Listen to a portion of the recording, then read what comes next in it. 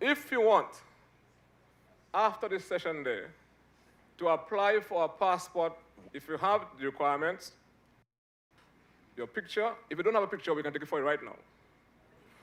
But if you have your old passport, your birth certificate, your marriage certificate, if it's needed, you can go right at the back there and speak to Inspector Hunter, and in grand style and in a modern way, we'll take your picture for you, and you'll be able to apply right for your passport, as if to say you are at the immigration department. So they're there. So for those of you who want some information as to what's the price or the fee, application fee for a child 16 and under, it is $75. So we have not increased that fee yet. We are thinking of it, so make sure you get your own before you increase it. Yeah. So also, go online. You can go online, it's on the screen there, and you can download the application form. Payment using the government portal, e-portal. When you make the payment, it can be downloaded. You can apply any part of the world. We can still use the method of application. You can send it directly to Dominica, or you can via one of the embassies. So you can simply go online and do your application and also make a payment. So we're doing everything with you in mind, not only those of us living in Dominica, but we value what you have been doing for this country. Keep plasuka western later, also Dominican. You're Dominican. You're Dominican before me. I came you. You're Dominican before the Prime Minister. We came after you, so Dominican. So while you're here, my dear friends, in this beautiful country of ours, enjoy Dominica. Promote your country. Strengthen your country. Let us work to sustain this Dominican civilization, which is the best in the world. And do not cry down your country. Okay? Dominica belongs to all of us. And then, whenever it is wrong, you have a right, just like when you come down, to do what you have to do now. For whoever you want to do it. But if you are smart, you know who you have to do it for. You can see with your very eyes that this country is on a path to dynamism. This country is on a path of prosperity. And to do that, and to sustain that, you have to ensure that you give prominence to the work of the best political team this country has ever seen, and the best leadership that we have seen in this country, the leadership of Honorable Roosevelt's character. So, I wish you all the best. Thank you very much. But before I end, let me just recognize in the audience, I have to do so personally,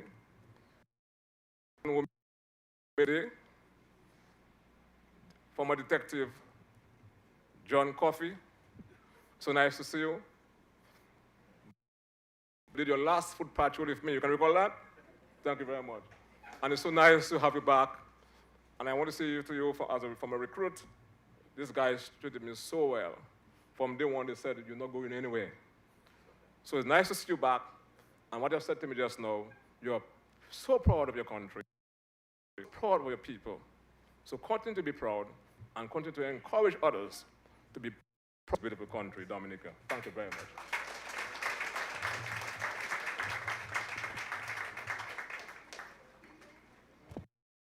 Very much, Honorable Blackmore.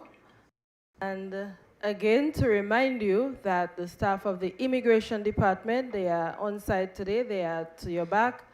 So at the end of this forum, feel free to visit them and ask all your questions, get your information, take your photos, and they will assist you.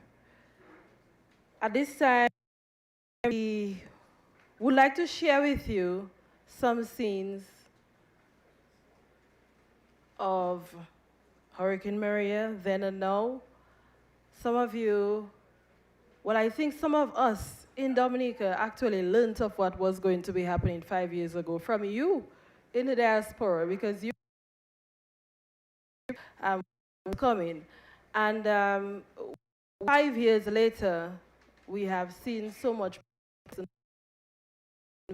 a then and now video.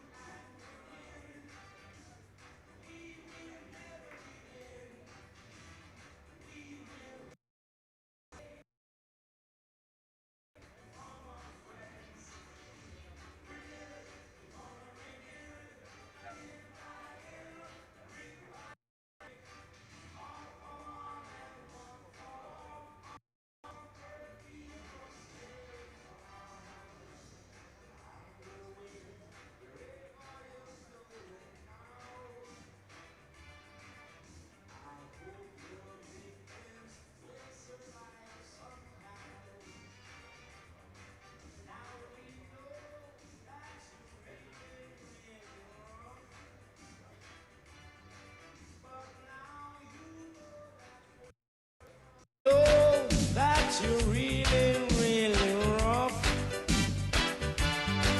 But now you know that we're made from sterner stuff. That's what you're saying now.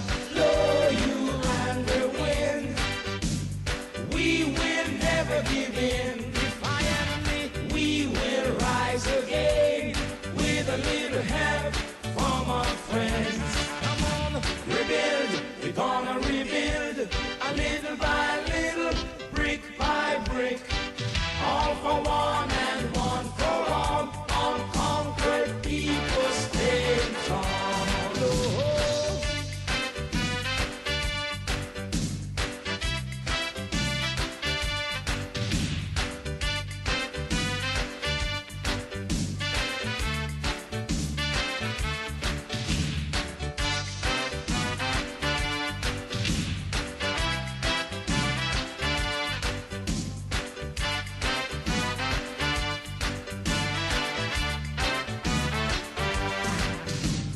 Angry wind, you brought us closer together. It was good to see everyone helping each other. Angry wind, you blow so brutally. But angry wind, you never can conquer we. Ding, ding, ding, ding, ding, ding, ding, ding. Blow you angry wind, go on.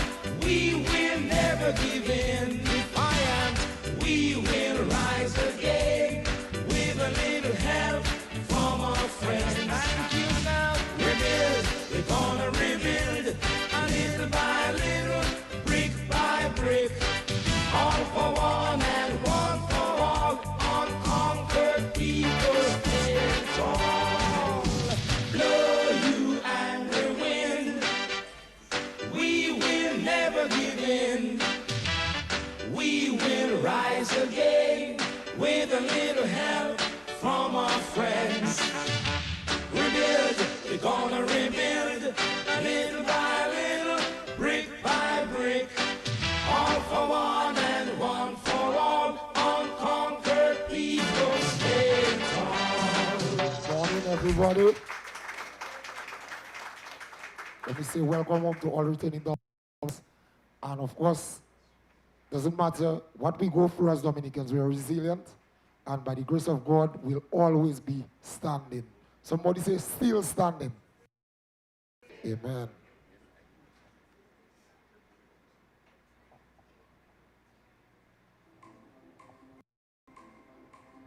So if you know this song, you can sing along with me, all right? Yo, Mr. Benji. Honey, Nadie. Yeah. Ow, yes. If you love your triple K,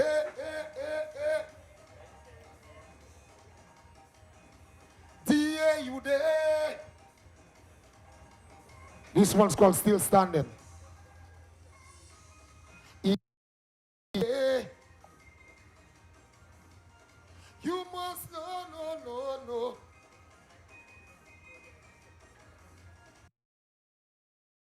Now if we, all bad things being if we, success is we praise, because we blessed by the Almighty.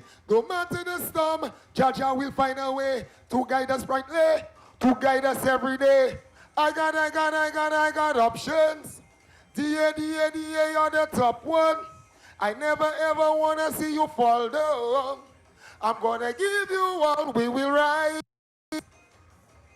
From the bottom to the top of the sky, we'll rise, yeah. Like a phoenix from the ash, we will rise, realize. Whoa, realize, yeah, we're still right here. Gonna make the whole world win. Oh, Dominica strong, I say, yeah, we still stand. Doesn't matter, right? Maria couldn't do us nothing. We still standing like a cock at 4 o'clock. Still standing, solid upon the rock. Still standing above all dirty talk. You can never kill my sound. Yeah. You must know, no. If you remember Maria, watch. Saw the evil in the eye when I took a look at you, but I'd never recover from the badness that you spew. You lash, we try break, we and take all we money, but we keep on winning, cause we are not afraid. I got options. Say, DA, you're the top one. I never ever wanna see you fall down. I'm gonna give you all my love. Yeah, from the bottom to the top of the sky, we will rise, yeah. Like a phoenix from the ash, we will shine. We will rise, realize, we'll survive. Whoa, realize, yeah, we still the whole world, no, we still standing. Oh, thank you, that's my time. Dominicans, welcome home. Yeah, we're still standing. Thank you.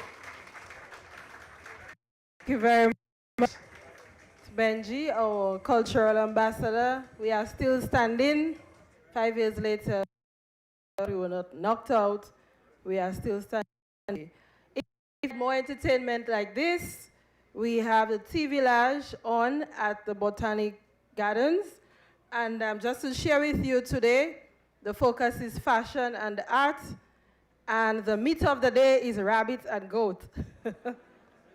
The cocktail of the day is Poti Rouge.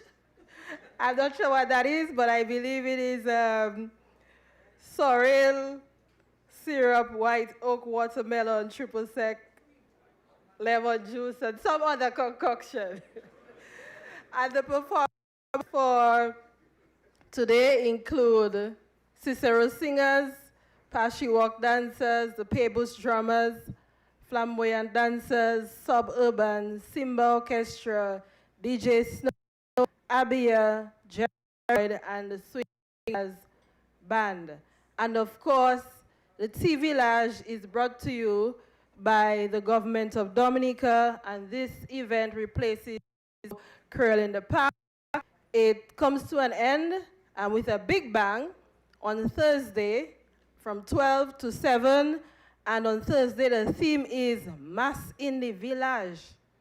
The meat of the day is pork. Cocktail of the day is quail two-part. No, that's what it says, tupa root. Tupa root, right? Yes, quail. That's passion fruit infused, rum, wedges, bell pepper, and other concoction. Again, I'm not sure what it is. And the performers for Thursday will include Gotalapo Cabwit, DJ Shysta, James, Mystery, Sour, Saki Cabwit, P,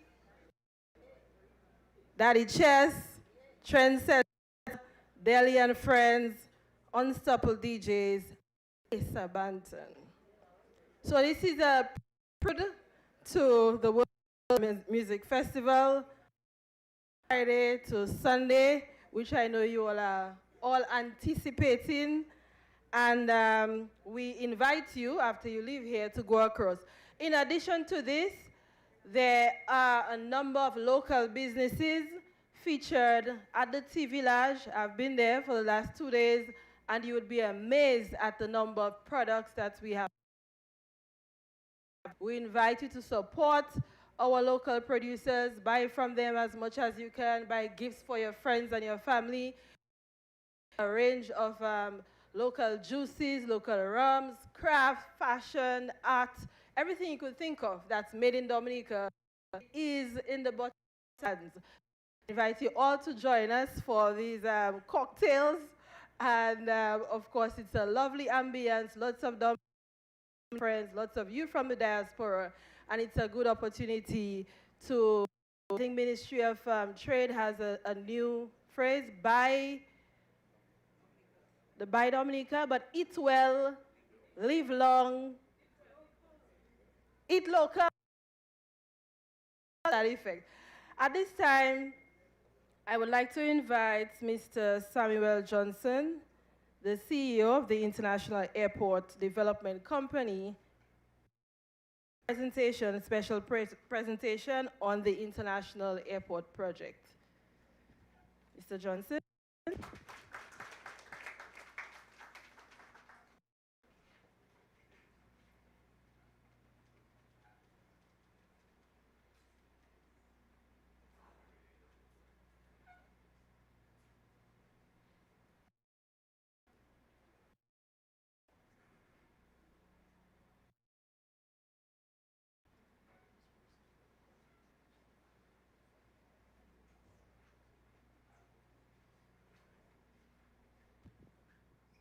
Good morning, ladies and gentlemen. Thanks for having me here.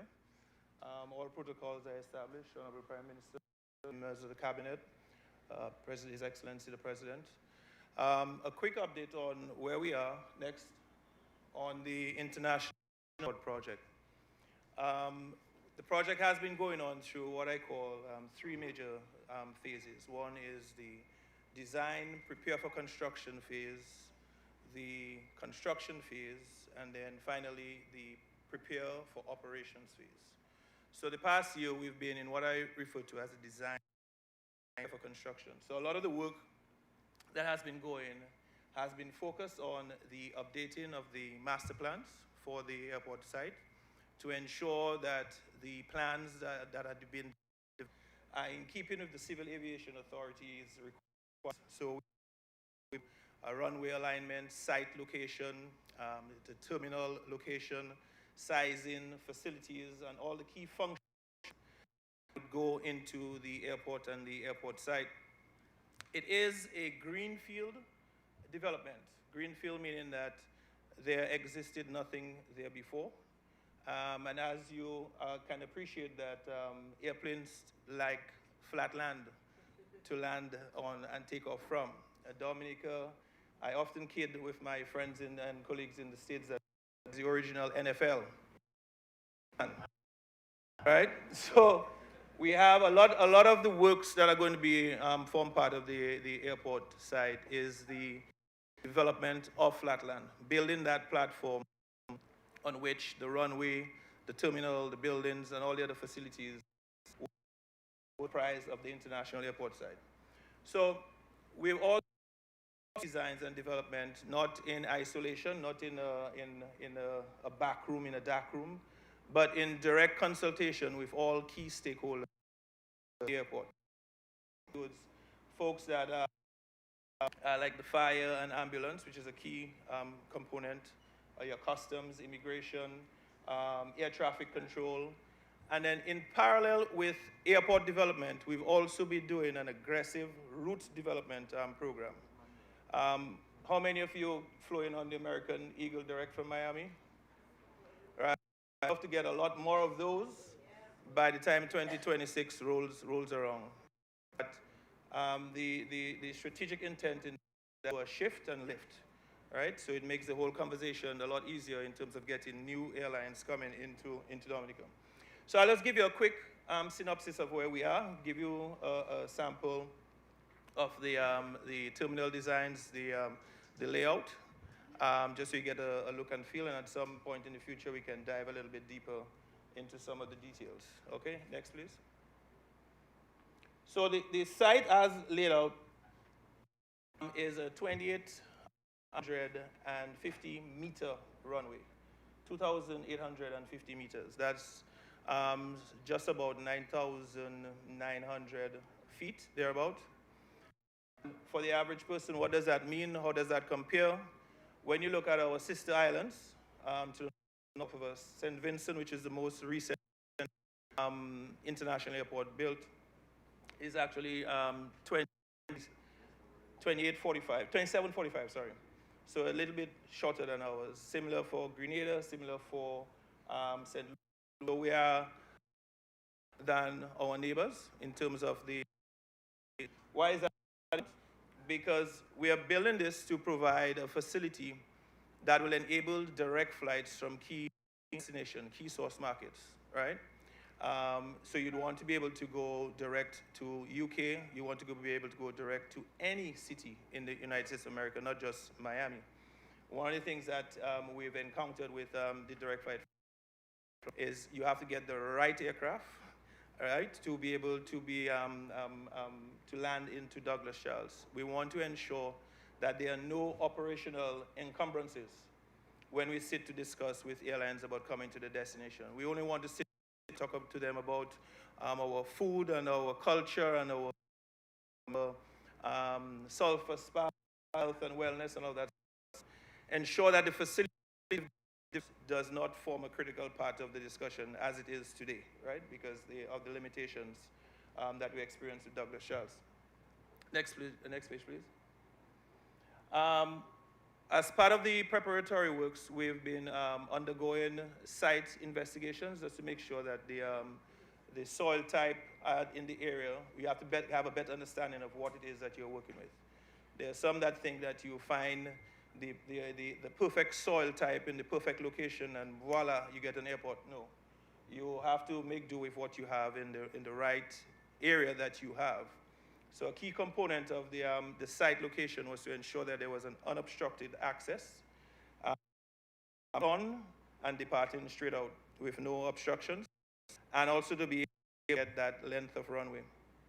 And what the work we're doing now with the geotechnical studies, of which we've done over 168 boreholes, is to get a good understanding of what the bearing capacity of the soil in every 60 meters square on the entire site.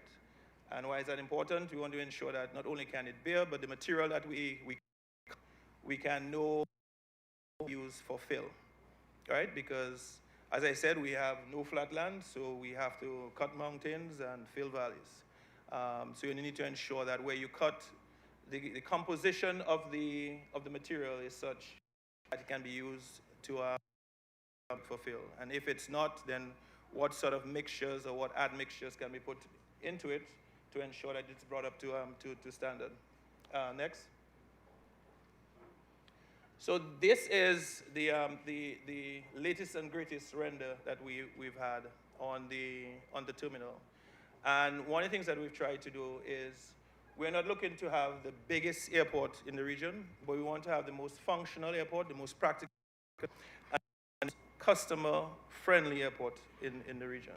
I think as a people, we are known for, we want to see how we can ensure we can incorporate an ease, a frictionless passenger experience. So a great made to the terminal and even to the additional facilities on the airport side to ensure that passenger experience from both check-in and even while waiting. We've added a much larger executive lounge, of which there is one actually at Douglas Charles. You're not aware of that. But we've added an even bigger one in the new airport for your business travelers and those looking for an upgraded experience. In addition to an expanded retail facility, so we spend a lot of time in ensuring that we have free facilities arrive as you would in any usual airport, because a lot of folks, when they speak of an airport, they don't talk about the facilities or the wonderful airport fire rescue systems. The image of the airport really is the terminal. So a lot of time was showing that we got the terminal right. Although by 2026 we hope that we will be fully green energy and geothermal powered, we've still tried to incorporate some solar as auxiliary green energy, if you will, for the site. The parking lot, everything was so that we can make it as efficient as possible. So that's just a shot from the front facade. We've tried to incorporate covered parking because Dominica, the river, because it rains. So we've ensured that we've had parking and covered parking and good access as close as possible to the terminal to ensure that that transit out and back in is as smooth as possible. Next slide, please.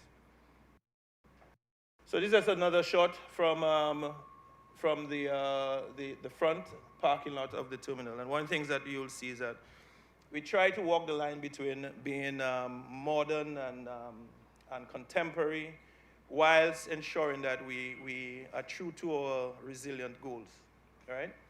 Because hurricanes tend to come around this spot, so we need to ensure we can respond to it and have a building and a structure that can stand up to it. So finding that right balance between the amount of glass that you want, and actually one of the renders we had initially was all glass.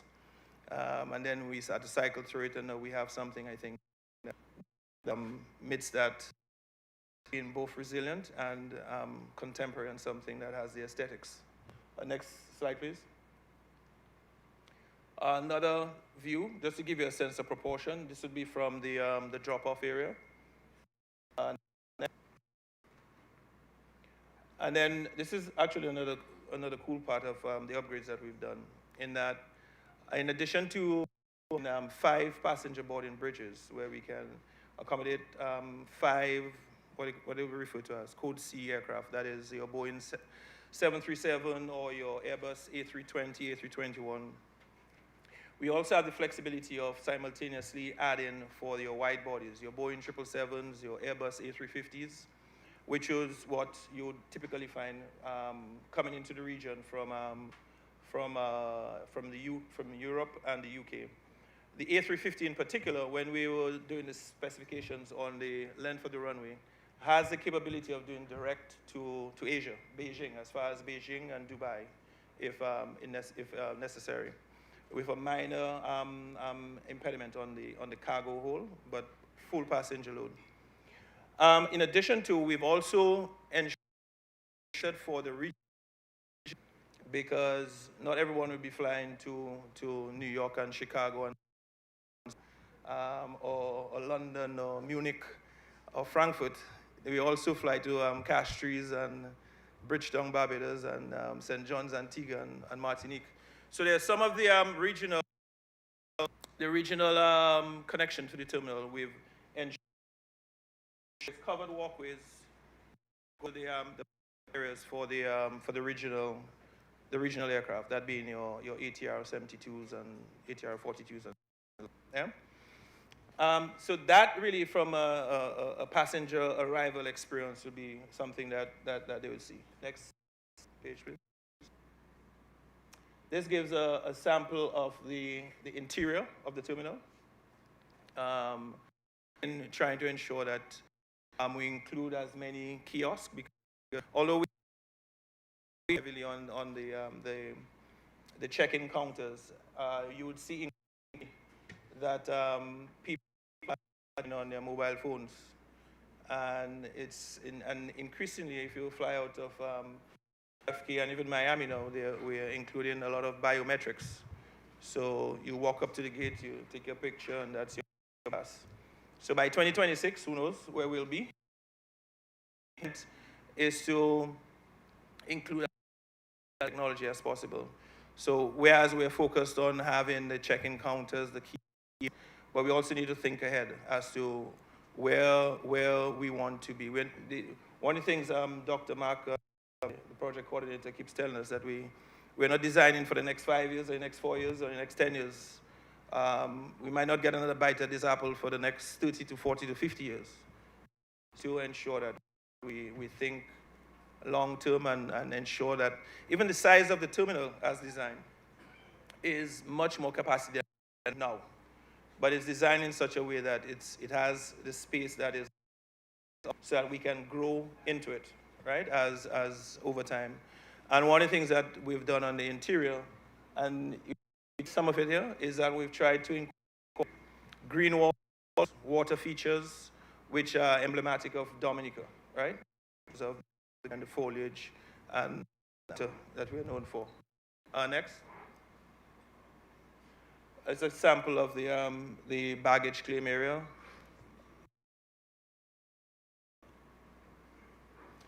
One of the areas that we spent a lot of time on as well is the runway. If you were to look at the first picture, the runway cuts across the roads from from Wesley, going on to Woodfordale and then on to Portsmouth on the north. So we actually spent a lot of way in terms of reconnecting, right, and finding the optimal location of a tunnel that goes under the runway to ensure that the Woodford Hill and Wesley stay connected. And so if you wouldn't have to make an coordinate drive around to continue a journey. So it makes it very simple. We've added a round. So this is coming from the terminal, and this is your existing main road here, right? So you come to roundabout, go to the terminal, or if you're coming back, you could go back to Roseau or go through the tunnel to go to Portsmouth. As simple as that looks, you will not begin to believe how much and how many points of views there are on that pretty picture.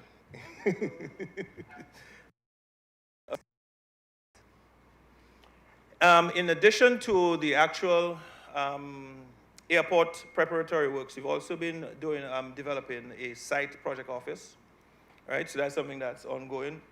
And we've also built a lab, because the lab is intended to monitor the quality of the works. So one of the things that IEDC, the organization that I'm in charge of, is in charge to do is working as a quality assurance role.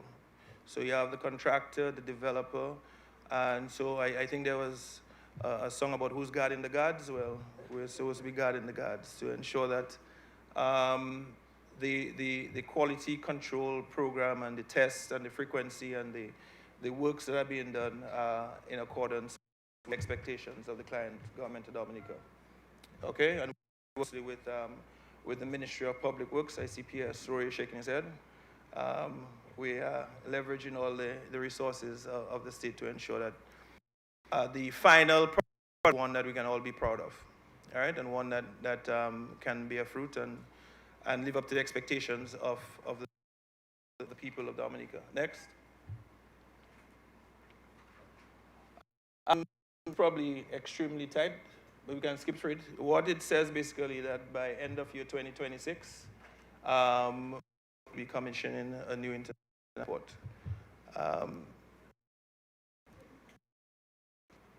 Again.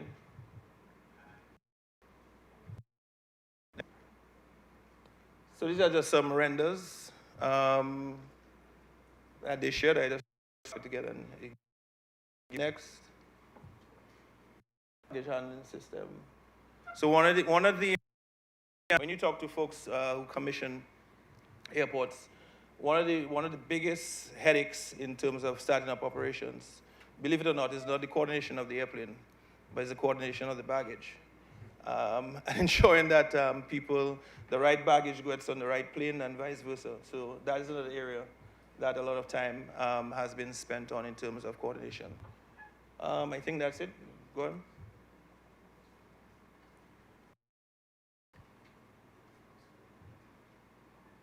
Yeah. So a lot of baggage handling pictures. Okay, so that is it in a nutshell. Thank you for your time. Look forward to questions.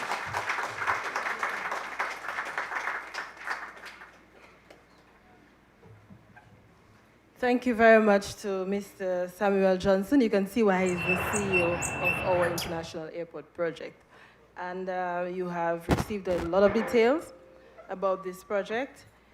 At this time, we would like to welcome, to give the feature address, the Honorable Prime Minister, Honorable Roosevelt Skerrit, as he speaks with you.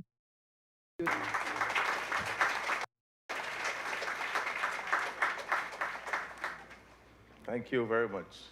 Thank you. Let me, first of all, recognize our President, His Excellency Charles Savre, and Mr. Savre, Honorable Joseph Isaac, Speaker of the House of Assembly, Honorable Reginald Ostry, our Senior Minister, Minister for Housing, Kenneth Darrow, Minister of Foreign Affairs, International and Diaspora Relations, Urban Blackmore, Minister for National Security and Home Affairs, Honorable Dr. Irvin McIntyre, our Minister for Health, Health Investment, my other Cabinet colleagues, Cabinet, Secretary of the Cabinet, Permanent Secretaries, Ms. Ophelia Benjamin, Coordinator of the Diaspora Unit, and just to say that effective December 1, 2022, that Ms. Benjamin's position will be upgraded to the Ambassador to highlight and heighten the importance of the Bureau desk, the importance which the government places on the diaspora relations. I also want to recognize and thank Mr. Stammers for praying for us and with us, and of course to the most important people in the room returning home for this year's independence. I'm so happy to see so many of you here and the thousands to celebrate our independence, our 40th anniversary of independence. Okay.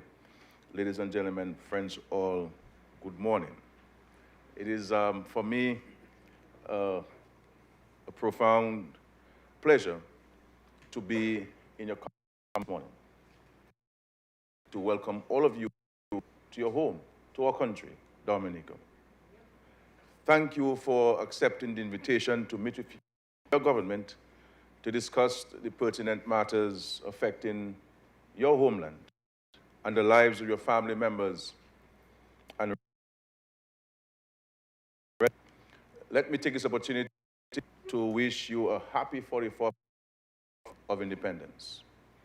Truly, my dear friends, this is a most fitting occasion to talk with you as we reflect on collective events as a nation state since independence and look for a future that is bright with promise. I am sure your presence in Dominica for this year's independence is especially meaningful. 44 years of independence is a significant milestone. But our celebrations this year are almost special as you reunite with loved ones after 3 years away and indulge in the richness of the Dominican culture heritage. And all modesty aside, nowhere in this world than us in Dominica.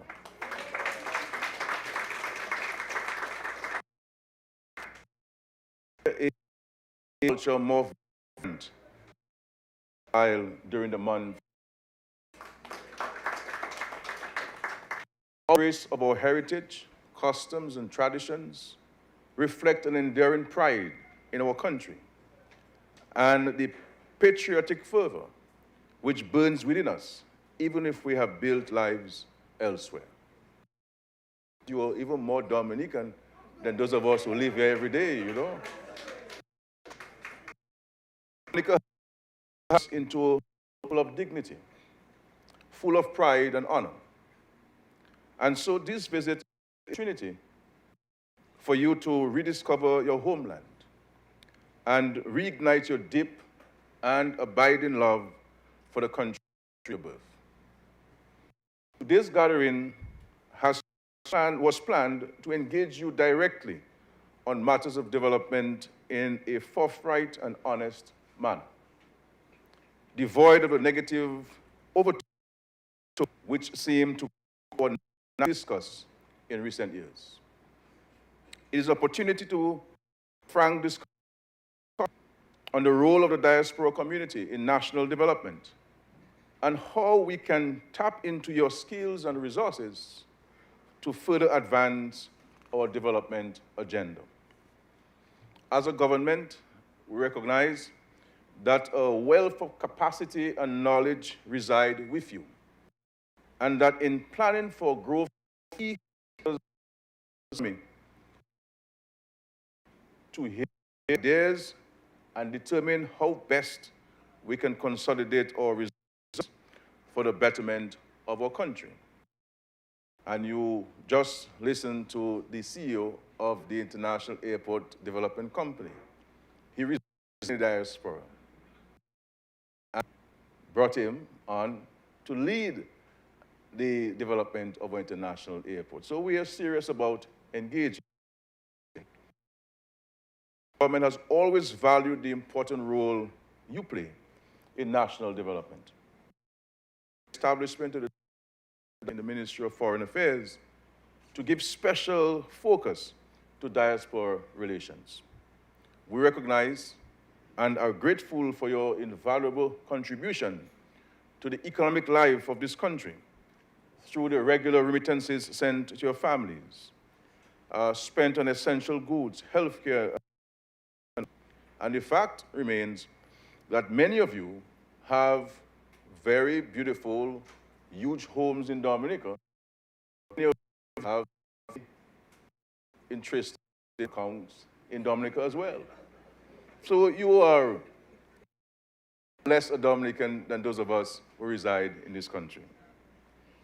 But this government is of the view that you can play an even greater role in the promotion of trade and investment and businesses, as well as the transfer of knowledge and skills you have acquired over the years. So it's a really wonderful opportunity after a break caused by the COVID-19 pandemic for us to be able to interact and to speak and to converse as family members, because we are one nation, one people. And friends, I want to highlight some very critical and important projects that this government believes will help continue transformation of our country. We speak of geothermal and renewable energy. This believes that the use of our natural resources or renewable resources should be tapped into to improve the lives of our people. Now, if we continue to import fossil fuels, as we say now with the price on the international market, it have a negative impact on every single citizen and business in Dominica. So while the thermal project has to the government, it is that the government pursue, because the attendant benefits of this is going to be tremendous. So you would have seen through communication, several pieces of equipment going up to Loader to continue the process of the resource. Because it's our intention by 2020 to be completely reliant on our energy to provide electricity and energy to our people. And this is so important for us as a government to have the controlling shares, the majority shares in Dominic. Because are in a better position to direct it policy-wise so that it can be parallel with our energy thrust. And just to show you how the majority shareholdership in Dom is already paid hydro.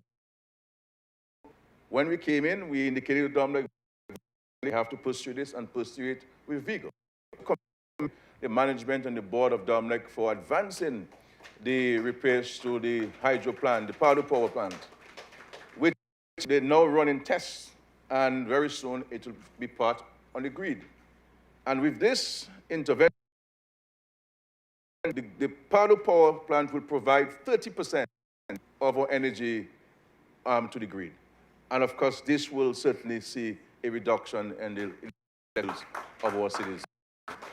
And so with hydro and with geothermal, we believe that we're in a position to provide 100 solar in the mix. We will be able to provide ourselves in this country 100% renewable energy in Dominica. It's a project that we're continuing, and one can appreciate the impact on tourism. You know, with hotels, AC running 24 hours, with a manufacturing, you know, lots of energy to produce crops to businesses. So we have no doubt that God's willing, with all the success in renewable energy, propelling of the fortunes of our country. And so we are very committed to this. You just saw the presentation at International Airport. When we came into Dominica, and sometimes we always have to we always need to put things in context.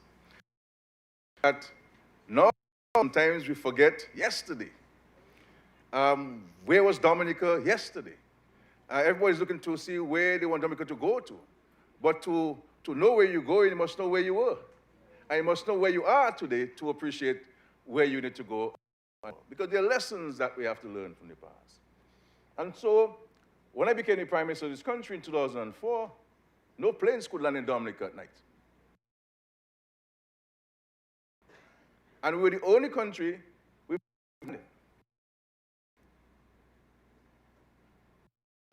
and I was just 41 years old. And we said, long-term solution to air access into Dominica is the international airport. But there are some things that we can do to address the short and medium-term solution to air access in Dominica. And many of us sitting and there's a delay, and they come to say, well, those of you who are going to Dominica, you have to deplane because by the time it's too dark. And we will take our little visa well, our little bag, and shamefully walk down the steps and go back and to check in into some little hotel in. And we have seen the benefits of night landing. We have seen the benefits of extending the Douglas Childs Airport. We extended the Douglas Childs Airport. Terminal buildings to allow for bigger aircrafts to land, and also for night landing. So the country extended. But you also understand, if you build an international airport, the sheer cost of this. And the World Bank will not give you money. The Caribbean Development Bank will not give you a loan to build international airport. They won't give you even a loan to do the feasibility study. So how do you go about financing the international airport? And we've always indicated that the country will never be able to afford, by way of loans, to build the airport.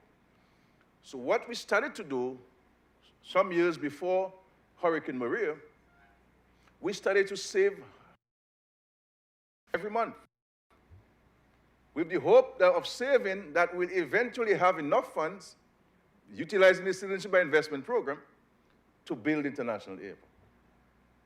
And that was the first serious attempt by any government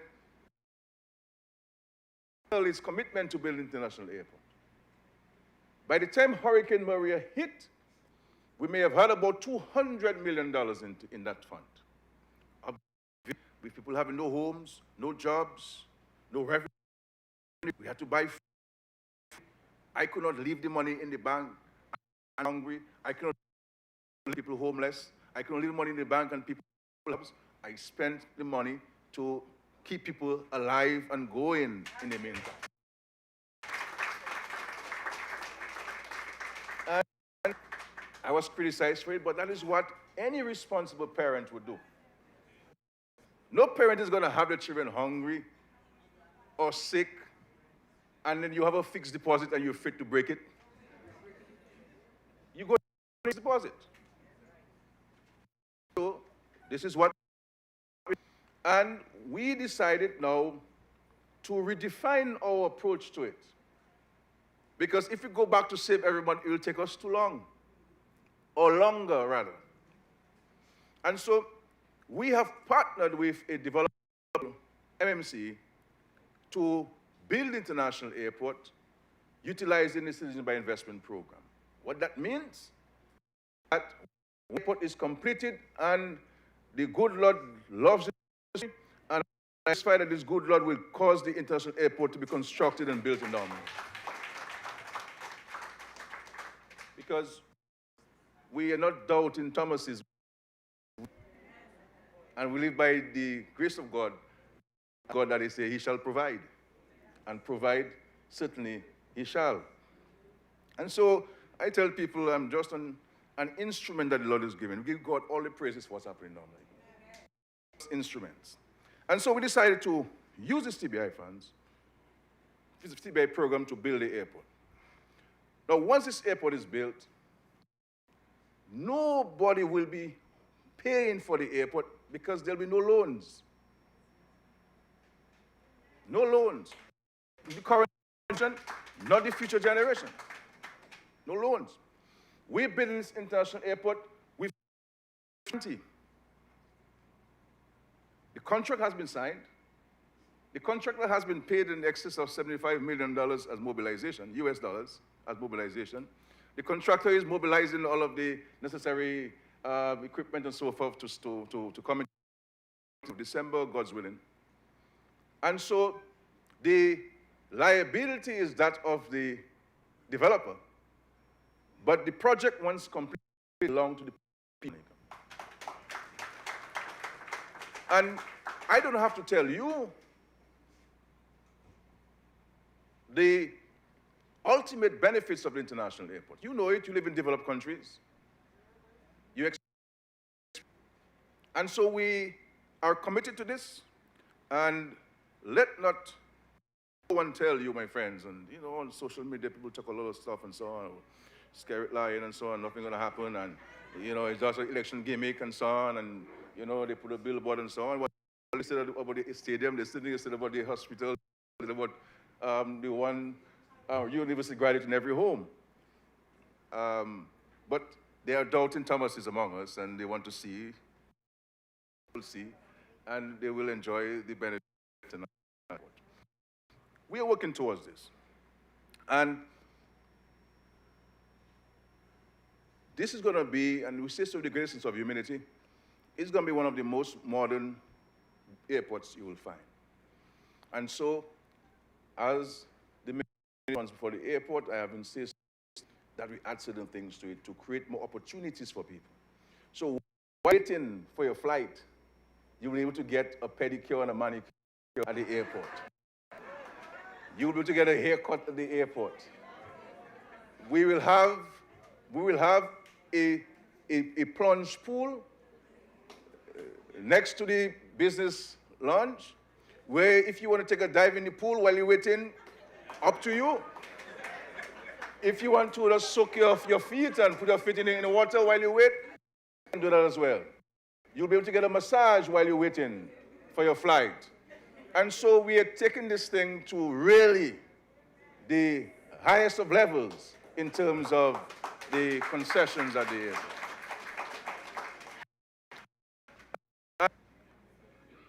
While we are talking about the airport and building the master plan and we have COVID-19, we said we need to put a health facility at the airport.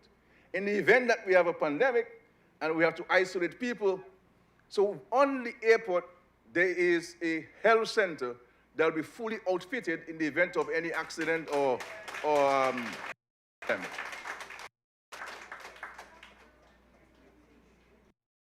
And the fire service wanted more rooms. We get them more rooms.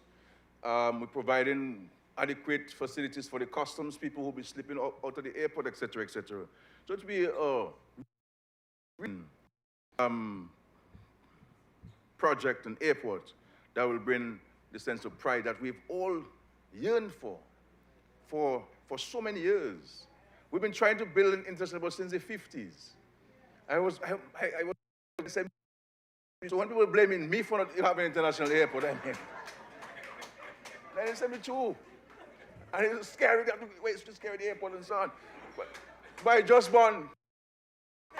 When I just born, you know. But we have to laugh and we have to engage ourselves, you know. And we have been investing in tourism, and you have people say, no, we have to raise it. We have to go the 5-star and the 6-star route, because Dominica is becoming a place for high-end tourists, people who have money want to come and immerse themselves in the environment. And so we've utilized the CBI program quite a number of times, because most of the hotels that are being built under the CBI program are owned by Dominicans. That is not usually highlighted. Local Dominicans. Only hotel that is not built by a Dominican or built by Dominican is Kempinski. Empowering local Dominicans to be part of the economic independence efforts towards the economic independence of our country.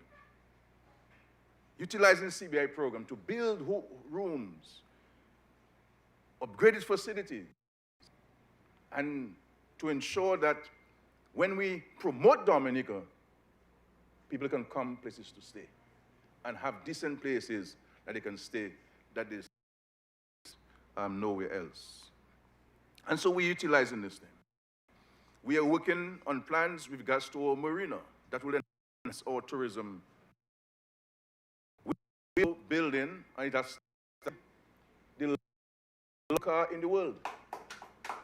That cable car will take you to the lake, creating more opportunities. And so this is going to be a major attraction, because there are a lot of cruise ships coming in, and this cruise season we the number of cruise people out on.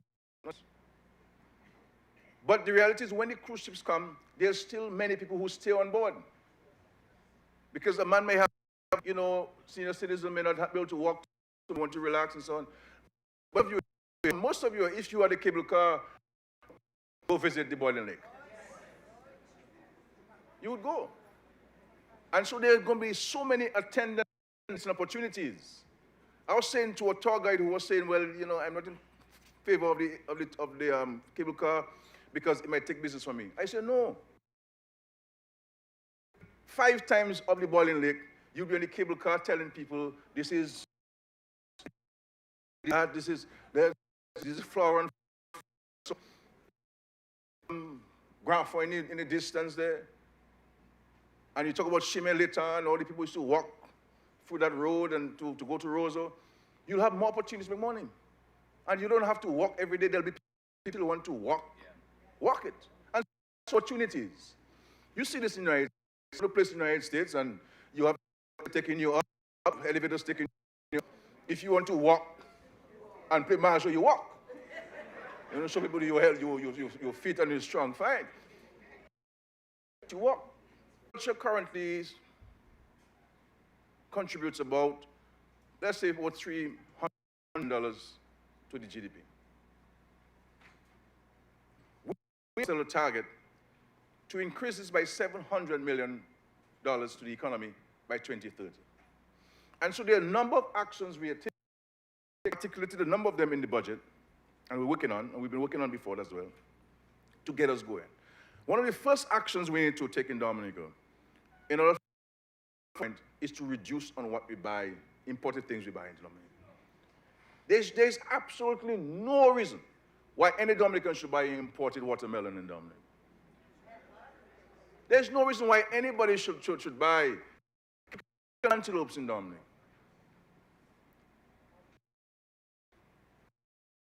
It is left to us, the consumers. The consumers, when people say, well, government should do this for agriculture, government should do that. The power in terms of transforming agriculture, the power in terms of creating wealth, reside in the hands of the consumer. So if you go to the stores and you insist that I want local stuff, they will stock up with local stuff. And this is where we push in heavily, and also agro-processors, turning primary products into secondary and tertiary products, adding value to it. And there are so many people involved in this in Dominica. Amazing the talent and the skills that we don't showcase it. Because sometimes as human beings, we focus heavily on the negatives and not talk about the positives. And I always tell people, we say we are a Christian nation. And the Bible says, the Lord giveth and the Lord taketh away. Blessed be his name. So when we criticize for things, who are we really criticizing?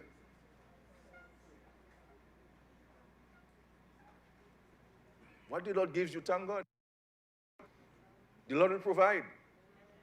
We are just here as instruments. Whether you're a medical doctor, you're a farmer, or a teacher, or a police officer, you're carrying out God's work.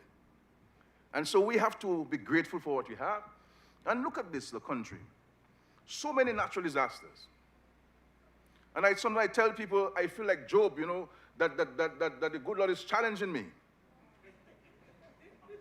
So many disasters, natural disasters that I've faced as Prime Minister of this country.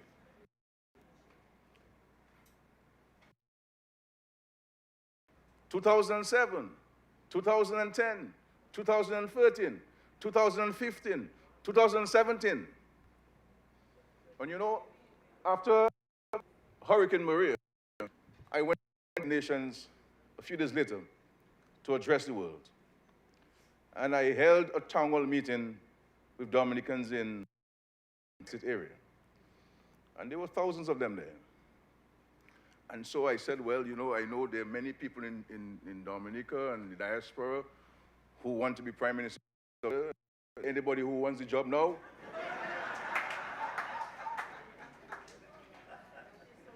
And nobody put their hand up, you know. Nobody put his hand up. Nobody wants to be Prime Minister. Dominica finish. That it's going to take us 20 years to rebuild Dominica. And within 2 years, by the grace, we were standing. We were standing. So we have to be grateful for these blessings. Many challenges. You had the global financial crisis from 2008 that lasted until 2015. We were subjected to these things. One can appreciate if we were not affected by the hurricane and were to use this money to address issues that were there in the country, where and there are countries that have never seen a hurricane, never seen a storm, and they can't say they're better than us. We're not better than them, but they can't say they're better than us. I'm being told, I'm telling what people, so I don't tell me it's a scary to say. You know what it's a Yodi, Omondima, you know? That we have some of the best roads in the Caribbean. In a country with so much rain, so many hills, and you will drive from Roseau to Penville, and you will not meet one pothole. That was the case in Dominica. That wasn't always the case in Dominica. So we have to be grateful for these things happening in our country. So agriculture is going to be a major, continue to be a major thrust. For us, agriculture is number one. Because we must be able to feed ourselves. And we are producing and increasing our exports. Are going to be providing support to Dexia to be able to buy more from the and pay them on time. We're going to be providing support to the hucksters by bridge financing so that they can be able to pay the farmers on delivery. And so that, because farmers, once you pay farmers on time, they will produce. And this is where we're trying to address the issue of how long it takes us to get paid. You can't have a farmer waiting for 2 and 3 weeks to get paid. If you pay him cash on delivery, this farmer won't about anything. And so this is where we're providing the support. Expanding the poultry, empowering people, diversifying agriculture in a huge way, using technology, using the advancement that we have to introduce, to promote hydroponics, greenhouse technology. The digital economy. If you look at the Labour Party's manifesto of 2019, you will see in the highly featured economy. And we went on to show our seriousness in forming the digital economy because the reality is we have sent, as a government, thousands of young people to universities. Thousands. People who would have never seen the light of day of a university, we send them into school. Dominica, the reason why you feel Dominica so hot sometimes because we have so many degrees in the place. I mean,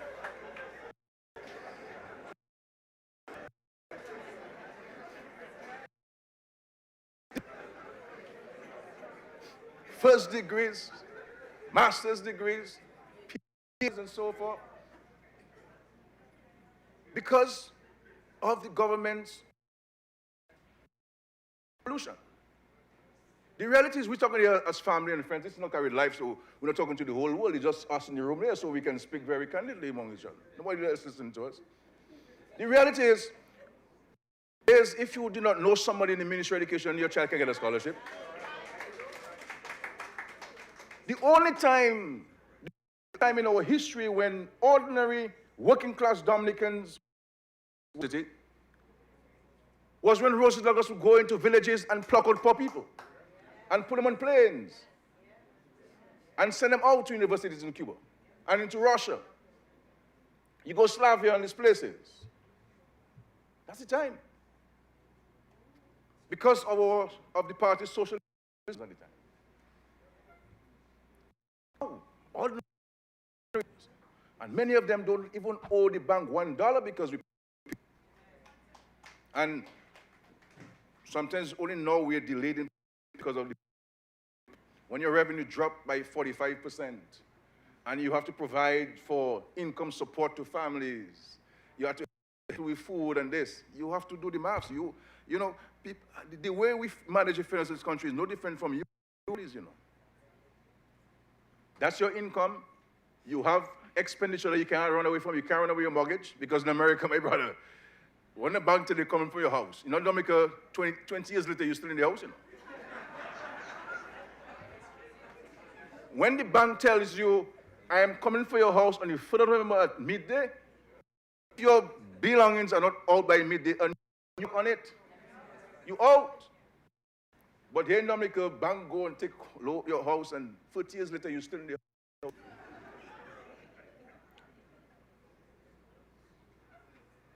And so we have revolutionized and addressed an injustice of access to education. When we came into, only 44% of primary school graduates had access to high school. You know, many of you here, bright people. You were smart, your sister was smart and doing well, and she did not go to secondary school, not because she did not pass the exams, but because before we sat the exams, the Ministry of Education knew how many children passed. I never see an exam like that, I don't know. Before you see the exams, they know you fail. So many of you went on to the United States, and you go to university, now you have PhDs and master's degrees. High school in Dominica. I mean, the pastors like to say that, you know. The pastor will tell you, can I hear an amen? You know, so on top of that, only 7% of all secondary school graduates had access to the college.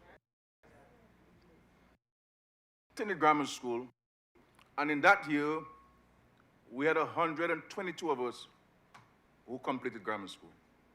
122 of us. Now, grammar school, in those days, I believe, might be the case too. The premier secondary school in Dominica. But, well, you're there. This convent goes, Marshall convent there, you know. You know, convent and so on. You know. The SMA, you know.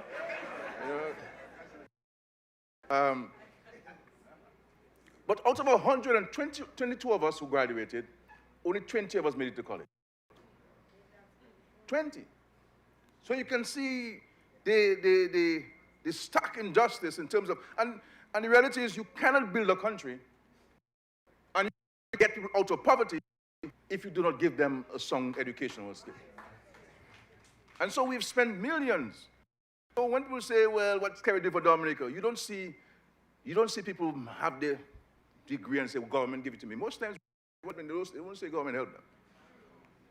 But the moment they'll pay late, why is Kerry doing it and so on, building international airport and you can't send money for us to pay for school and so on. We have to work together and address this thing. So we have revolutionized the investments in agriculture. So I'm speaking about digital economy, that because we've spent so much money in education and we have to create more opportunities for young people, and the truth is, young men and young women, they want to dress nice to go to work. I went on a construction site and I met a young engineer there. That engineer is employed on the construction site, and she was well-dressed. You know what I'm saying? Well-dressed and so forth. People want to dress nice. And we have to continue to invest and to create opportunities for young people to get better paying jobs and more opportunities, and they can dress nice. Eyelashes and extensions and so forth, and they tell you something. And eyelashes business, big business in Dominica, I can tell you, Let me tell you.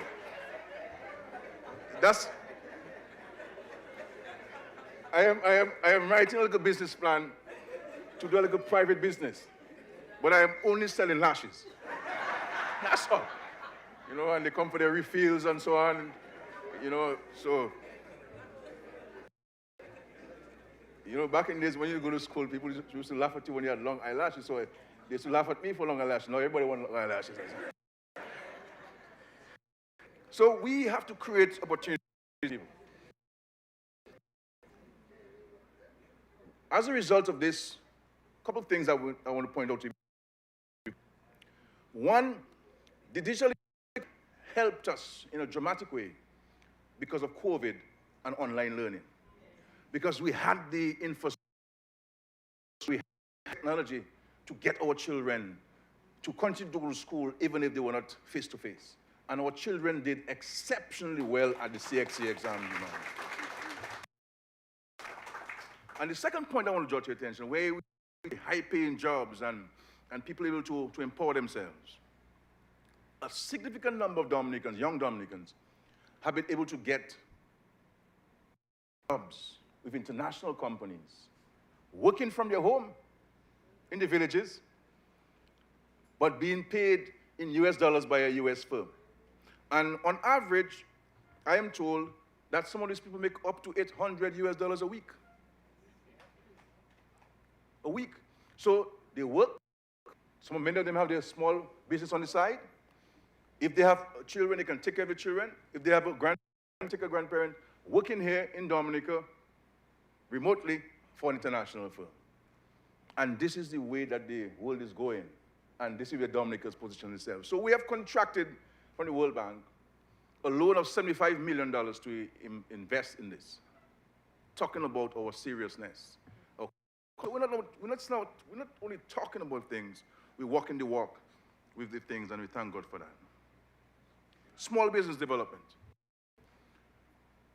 You will go to the gardens, the TV Last Creole this afternoon, and many of you have been there, and you go around. What you see and the quality of the products from these people, all from local materials here in Dominica. You know, people adding value. The quality of the product, the quality of the packaging is amazing.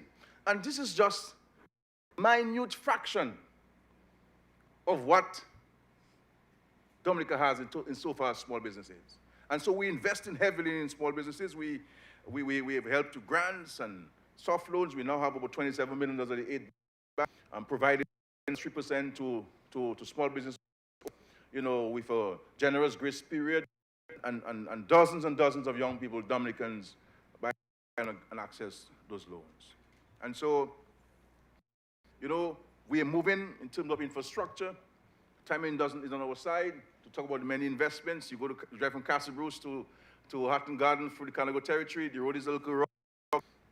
$127 million there to improve the roads. New bridges, new surfacing, drainage, etc., etc., etc. You go to Layu Valley, you know, we were trying to recover from the Hillsborough Bridge all the way to Alton, the junction there, to connect back to the airport, because that's a major bus living on the West Coast, if coming from the airport. We're spending in the first phase there some $18 million, and that will come towards the end of December. I don't have to go to health. Dr.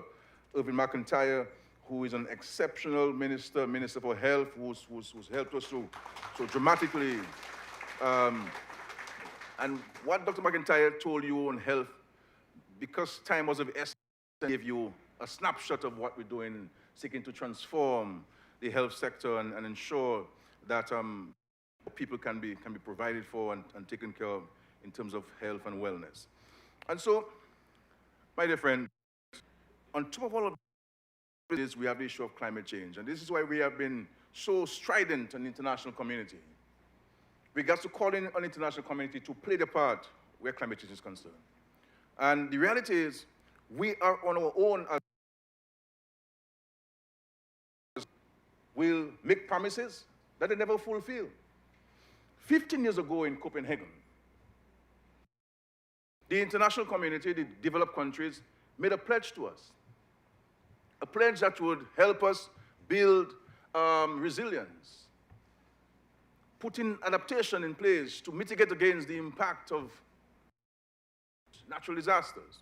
They made a pledge of $100 billion. $100 billion. To this day, they have not given us 1 cent. 1 cent. 1 cent. When we hear, if years ago, we would talk about Dominica, fall for days, go to the ravines and the rivers and go into the sea. But now in St. Lucia, in St. Vincent, in Grenada, Dominica, the mountainous Windward Islands, we have regular flash floods warning. That wasn't the case. Clearly, there has been a dramatic change in the climate caused by the practices of the developed world. And that's not the unwillingness to commit in. So we go to Egypt next month. They will give some nice speeches. They will recommit themselves. They will tell you, well, you understand what you're going through, but it's the platitudes. It's just they're in your to you. But once they jump on the planes, they forget about you and you're on your own. You're on your own. And so you men in the United States and England and others in France and countries to play the part. So I invite you to join us, my friends, in this quest to build a stronger, more united, prosperous nation. The strength of our nation, I believe, lies in the ability of its people to work together in harmony to increase growth and provide a better life and standard of living for all of us. I look forward to our continued interaction. We do not have ideas as how to address Dominica's problems. We will embrace anyone and everyone who has a nationalist spirit, is genuinely concerned about Dominica, and who is seriously interested in playing the part. I am here standing as the Prime Minister of the country. I will not always occupy this office. As a matter of fact, I have less time left in politics than many people believe. But we'll always have a country to build. What is going, when the good Lord comes back living, and he points you to the book of Matthew, you're going to ask you, what have you done for the list of my brothers and sisters? That we criticize, we're negative. And so, the United States of America, a country that I have the greatest admiration for what they've been able to do by themselves, for themselves, was a colony of the United Kingdom. But the United States, citizens of America, will always stand in defense of their own. They will fight among themselves, but the moment you mention America, they all stand in defense of the country. They all stand in defense of the country. They all always have positive things to say when they speak to you. Why should we be different? This is not my country. This is not my country. This is all our country. And if America to be over there, are we just going to sit there and say, well, Dominica should be over there? Or are we going to say, what can I do? What's my contribution? And so the first order of business is for us to be positive and think positively about our country. Because when you preoccupy yourself with negativity, you will not be able to move. You will be able to contribute constructively. So I beseech you, I plead on behalf of the country that we need to have, and when I say you, and I'm not talking about those of us who are here, I'm talking the whole country, that we need to have a more positive perspective of our country. It's not perfect here, but Dominica has given us the foundation upon which we stand. And the way to show gratitude to it is by one being grateful to it by way of being positive. Yes, you can criticize, but criticism must be constructive, to make something better. It must not be to denigrate. It must not be to destroy. It must not be to bring down. So if security is building an airport, the same people who said they wanted an airport are now saying, we don't need an airport. We don't want an airport. My friends, please. You can say, well, you know, I don't like the roof, and the roof should be in this thing, or it has glass, and I think we should put this, or we should maybe extend the parking because, you know, we should build it for the future. 500 parking bays may not be in 1,000, and so forth and so on. This is how we engage ourselves. But we must not allow internecine political differences to cloud our judgment.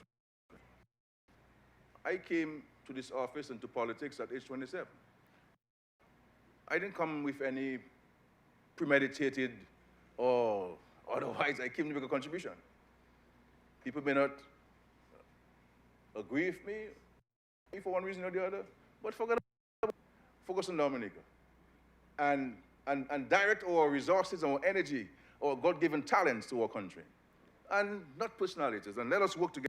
So I invite you with open arms of love and affection to all of you as citizens of Dominica, that we need to recommit ourselves to our country. Let us be positive, because, you know, many of you have and U.S. citizenship, but we just never know. You know, I try to treat people the way that I would like people to treat. And I tell people, look, for example, the health care program. I'm the Prime Minister of the country, yes, but I don't know. I don't know what the future holds. I may very well be a program. I don't know. You never know. We up there, we can be down there. And this is why I continue, and I thank God for that. with a greater sense of humility. So my request to all of us is that let us have a positive mind. Instead of promoting what is negative in our country, promote what is positive. Let us set a better example to our children. Let us set a better legacy for our children to follow a path of seriousness, a path of love, of positivity. Because if our children hearing us talking so negative in the homes, what are we going to have? Socialization starts at the house, in the home. And then we hear, so we say, well, where did I get that from them? Hello? So, I am really appealing to you. It's going to be a wonderful season. Wonderful season, you know, lots of activities. I urge you to enjoy yourselves here. You know, please go back with any money you came back with. This thing please. And I don't hear what the money come and we finish. No. You have debit cards, you have credit cards, you have ATMs, all of it. Just spend. Spend, buy. Just, the clothes you came down with, the suitcases, leave all the clothes in Dominica and fill them with gifts, Dominican gifts, and take back to America. You know what I'm saying? Take back to America. So spend the money. Spend, don't you break the 100 US, you know. Just spend. So that's my challenge to you. If there's anything you remember I said today, is spend while you're in Dominica. Thank you very much.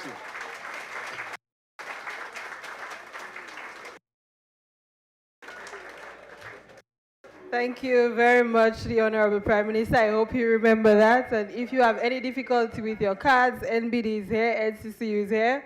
They can always assist you in getting. So thank you very much to the Honorable Prime Minister for these highlights on our ongoing development. At this time, as we wrap up, we would like to invite Ms. Athenia Benjamin, Diaspora Coordinator, to give some closing remarks.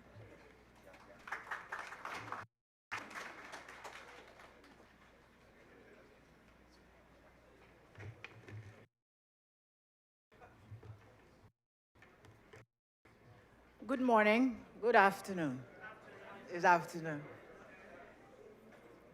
Excellency, Honorable Charles Salvery and his wife, Speaker of the House of Assembly, Mr. Isaac, Honorable Prime Minister of Dominica, Roosevelt Scarrett, Foreign Affairs, Honorable Kenneth Daru, Minister for National Security, Honorable Moore, Minister for Honorable Irvin McIntyre, Ministers of Government, PSs, Dominicans from the diaspora. Thank you very much for coming. It's indeed a pleasure to have you here. Honorable Prime Minister, thank you very much for the recognition. I will do my utmost best to make you proud and to make Dominicans in the diaspora household name as we work together to do our best for Dominica.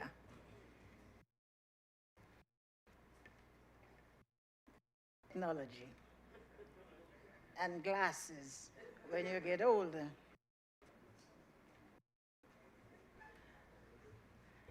Today is a great day.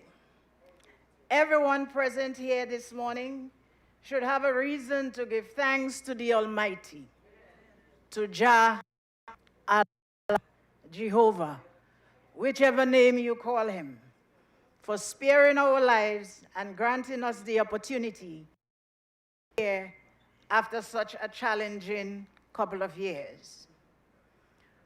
Honorable Prime Minister Roosevelt Scarrett, Dominica, thank you for steering us through some of the most difficult times in our recent history, disaster after disaster, and then a global pandemic. For always including Dominicans who reside abroad in the government's national. You continuously access to all overseas national contribution. Dominica. This is why you invest your time to share here with diaspora what is going on, what our progress is, what we intend to do, and what we are doing. Dr. Kenneth Darrow, Minister, is the Minister for Diaspora. Well, he was health, so he's always close. The Minister responsible for Diaspora Relations. You have taken up the mantle after our deceased comrade, Ed Regis, I just have to mention him, left us so tragically. And we thank you for articulating your plan for the Dominican diaspora and for the policy, diaspora policy paper that we have soon. Honorable McIntyre, Minister for Health. Almost immediately after taking the responsibility as our Minister for Health, you were thrown into the management of a health crisis that we, in a health crisis, especially the COVID-19, you and your team provided which kept us abreast of the situation. I firmly believe that all the protocols which your team encouraged us to adhere to helped Dominicans who lived abroad coping with the challenges of this pandemic. You have, at this forum, provided everyone with correct information of our health situation, the continuous improvement of our medical facilities, all the work we hope will encourage you, the diasporans, to visit Dominica often, to vacate, and to even reside. Honorable Rayburn Blackmore, thanks for your presentation and for letting the diasporans know that the government have provided for you easy access to obtain your e-passport right here at this forum. Mr. Johnson, thank you for your presentation on the international airport, for giving Dominicans who are listening and who are listening on social media platforms all the information that is needed to know, they need to know about the international airport. We have heard so many stories about, stories, but you have highlighted the progress that is my village. I got to big up West, and you have done so in such a manner that Dominican, regardless of the level of intelligence, will be able to understand. To everyone present, watching on live stream or via our social media platforms, we appreciate you spending your time with us. This forum is one of the highlights on our independent. The government have invested the time to share all Dominicans of our progress and plans. I encourage you to enjoy all that was done in preparation for your arrival. Take advantage, as you will soon return to the cold. And as the PM stated, do not return with anything that you brought. Bring up, and at the village, Patwa Post, they are able to purchase almost anything you need as a gift to your co-workers and to invite them to come to Dominica and participate in what it is we have here. We are the Nature I Love and are proud of that, and thank you, each and everyone, for coming.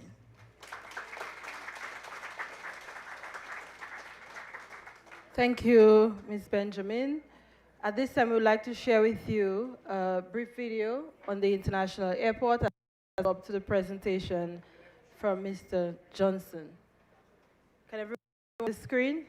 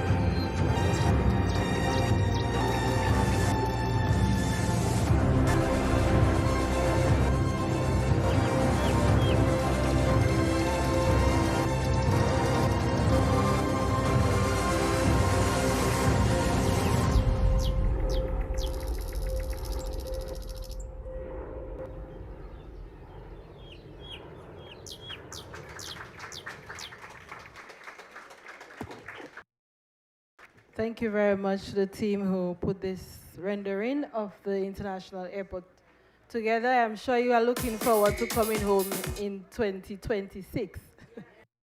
At this time, we'll invite all of our very seasoned Calypsonians, Calypso King, Hunter, to give us a performance.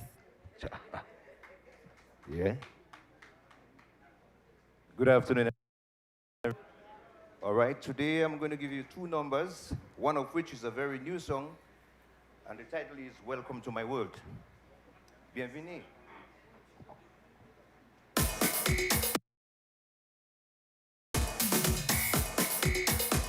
Could you pump me up a little bit, please? Just give us some volume. This is a festive season, you know. Could you pump me? Sing me. Come down, down. Lord, give me 50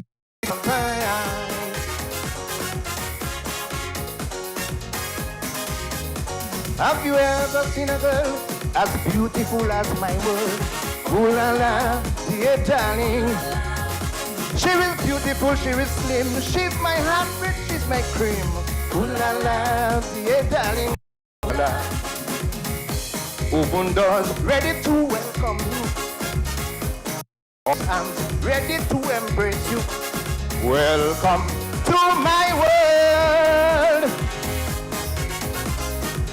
Experience home away from home, where you'll feel love and alone. The warmth of the people could grip you. The vibes of the people.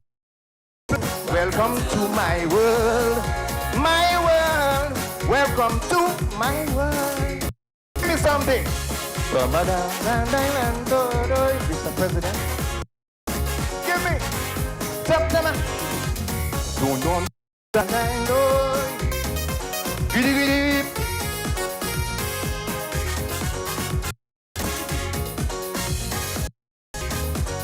Happiest place, healthiest place to be. Ooh la la. Abundance of water, make she a true survivor. Dear darling, our wellness, make she supreme. Make she a good. Welcome to my world. Welcome to my love alone. The warmth of the people. Welcome to my world. The vibes of the people could charm you. Welcome to my world. My world. To my world. Give me something.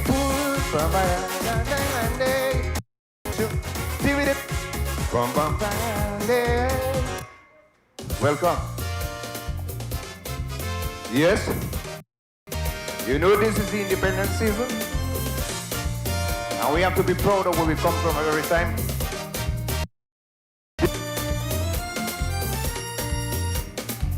We are now in a new millennium. Time we come together and start to build our small nation. But we have to face the reality of the problems we have right now affecting we. Double standard killing the whole country. While I'm preaching division and enmity, the force and the fight will take us nowhere. So let us make a new commitment this year. Instead we get on as enemy, high time we work now as family. One flag, we are one people, one nation. I know we are one flag, one blood, one people, one nation. We got to work together as a family. It was small country. Instead of you pulling there and I'm pulling here, come along, like we do some nation building. Some nation building. Nation building. We got to forget them petty politics. Dominica is what we should try to fix. Instead of you backbiting and you gossiping, come with me, like we do some nation building. Nation building. Nation building, everybody should sing. I know we are one blood, one people, one nation. Yes, we are one blood, one people. Hallelujah.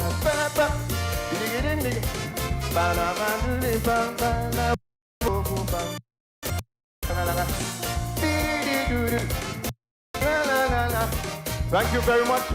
Enjoy the rest of the season.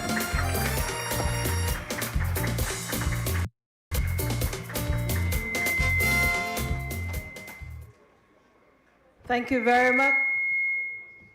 Thank you very much to Hunter for this performance of one of our national songs, Flag. At this time, before we leave, I would just like to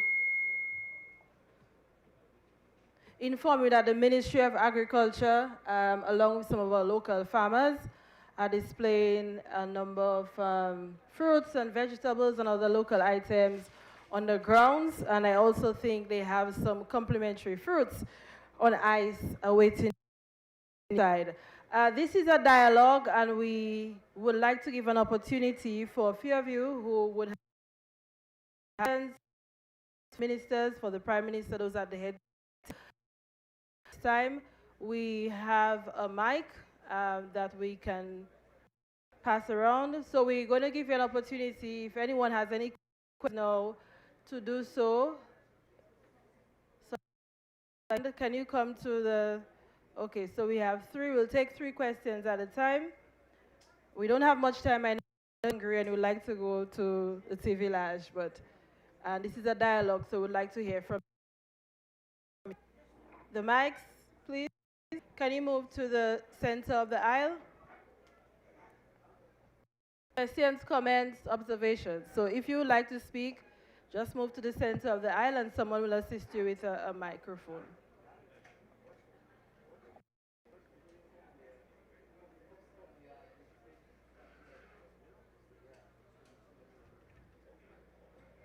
All right, you can go ahead with your question. Hello.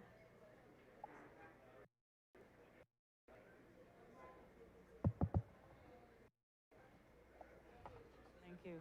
Hello, good afternoon to the Prime Minister and the members of the government. I have returned to Dominica. I've relocated to Dominica recently. I haven't lived away since 1969, but visited almost every single year. Always happy to be back in Dominica. One of the questions I have is something that has troubled me for a little while. I have 3 and one of them was born in Dominica. The other 2 were born before independence. They would very much like to acquire passports, but I believe the regulations for children who were born before independence are totally different from those born after independence. And I was wondering why, because the same offspring, I'm a Dominican, and I was wondering why I'm required to live in Dominica in order to acquire a passport when they are the offspring of a... Is there any reason why that rule has not been changed recently, so that Dominica, in my opinion, really needs to have a much bigger population? So it would be nice to encourage more people to reach Dominica. And this is a deterrent, to be told that you actually have to come to live in Dominica. I have one daughter who lives in China. The other one lives in Atlanta area. My son was born here, so he can acquire a passport, but my daughters cannot live here, which is very inconvenient at the time of the age, with the situations as young people. I was wondering if that could be something that Mr. Scarrett could definitely think about and change for us. Okay, I have one more question, very quick question. Why is it that we gave passport pictures that were colored and everyone has come back in black and white, or passports pictures are black and white, whereas the colored picture portrays more of the person as far as the color of their eyes, the skin, if they've got a mole. But now all the pictures are in black and white. Reason for that, white-colored pictures, my American or British passport, Canadian passports, they're all in color, but ours are supposedly up to date. And yet the pictures are in black and white. It might be very distant, but I was just wondering why. Okay, you. thank you very much. And we are taking 3 questions, so we'll take the other 2 individuals.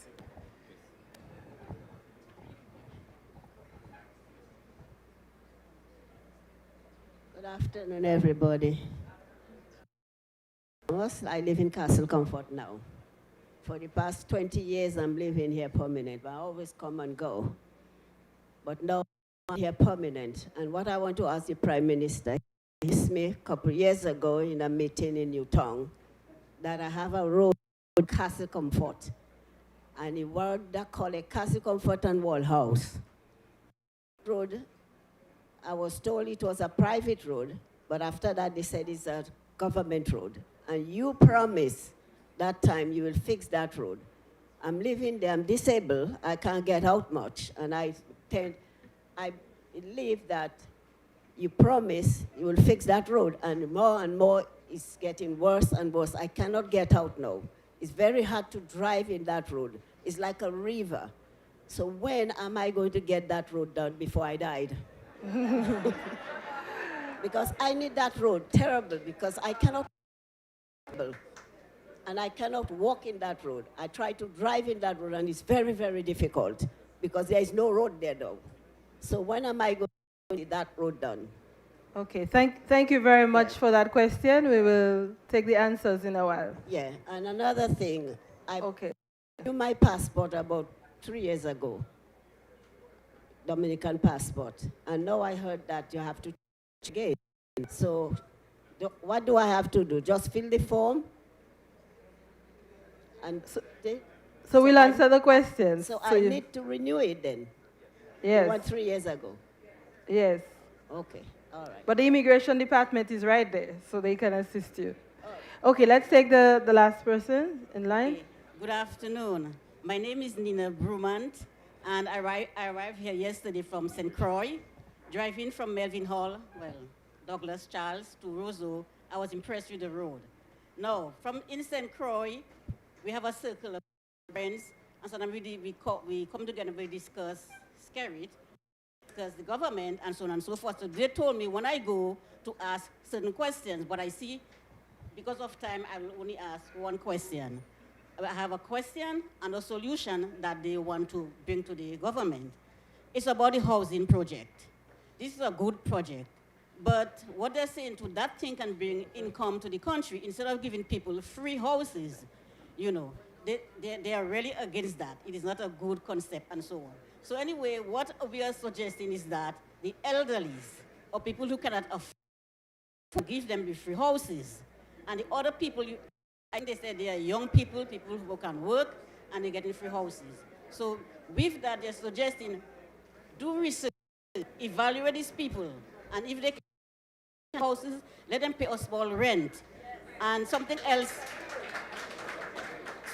that was mentioned, if let's say hypothetically, $1,000, $100,000, them for $50,000, and let them pay the rent as they go along, what they can afford, $100 on $50, and the house is theirs, you can give them their papers.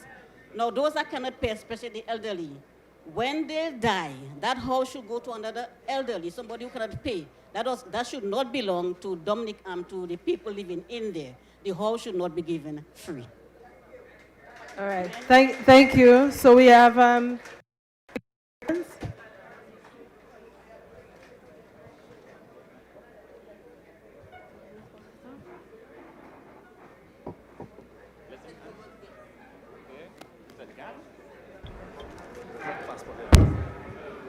Thank you very much. Thank you very much. With regards to the question that was asked, reference somebody was naturally born in Dominica. The age is there, but subject to the age's intervention. upon attaining independence, if you go back to the Constitution, it says immediately before and thereafter, 1978. And we also sought a legal opinion on that within the ministry. We seem to suggest that. And of course, as you know, the laws of a country is organic, and you can always review the law. But as of right now, there is nothing I can do as a minister or somebody within the immigration department. Huh? Yeah.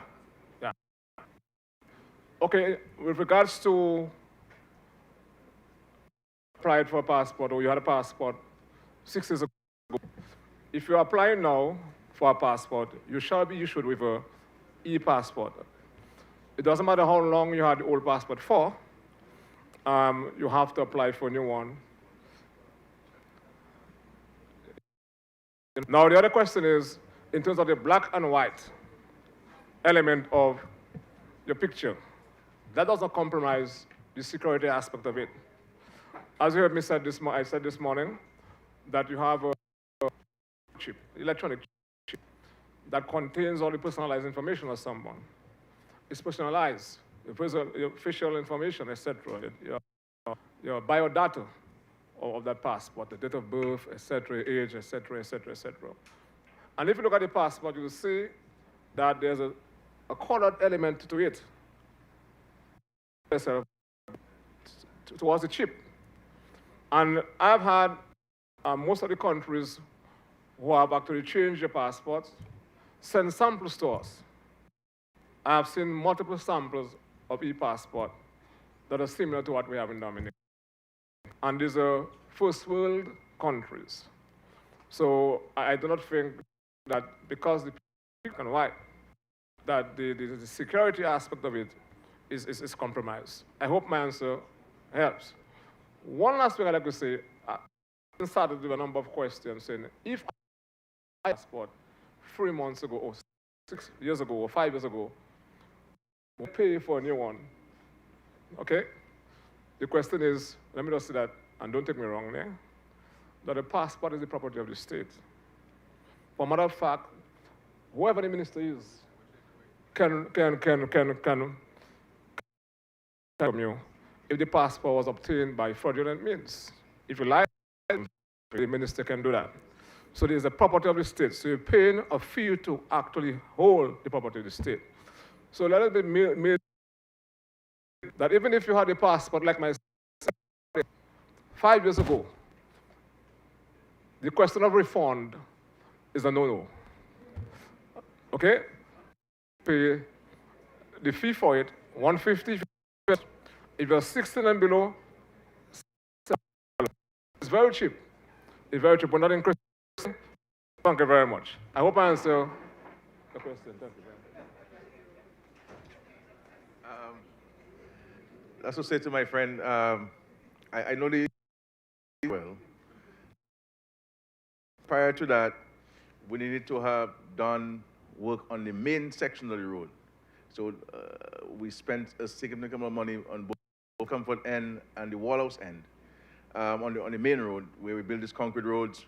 Major and massive retaining walls were constructed. Just in the Castle Comfort section, from when you're coming up going to Girodale, just in this Castle section, we spent over $4 million in that section, and we spent quite a number of millions on the Wallhouse side.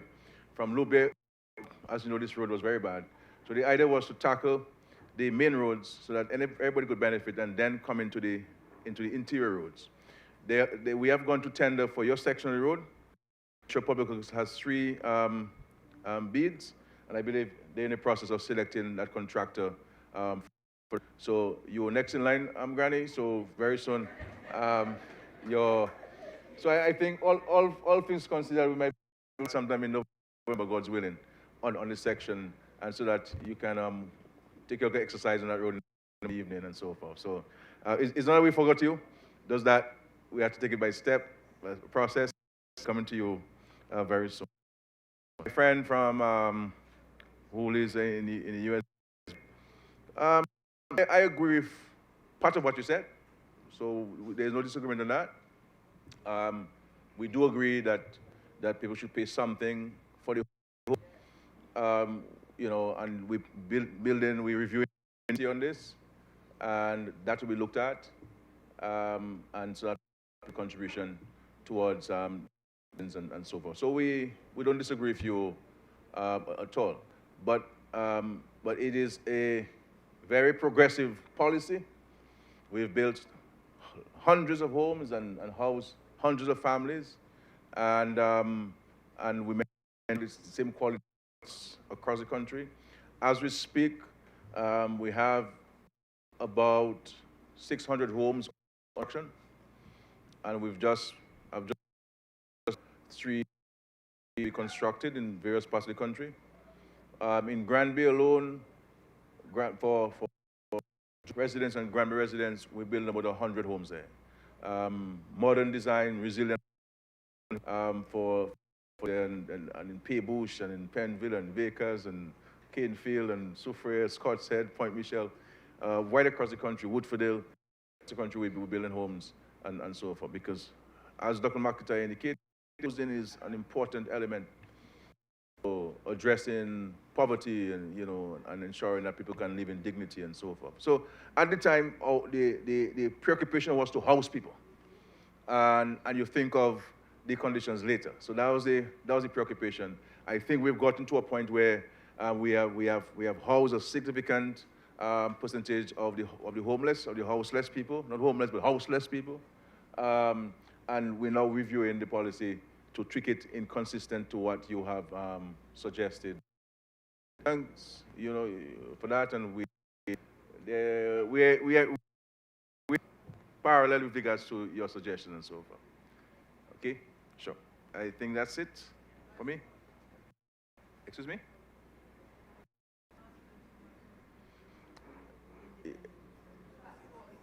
Well, I think the minister responded to that.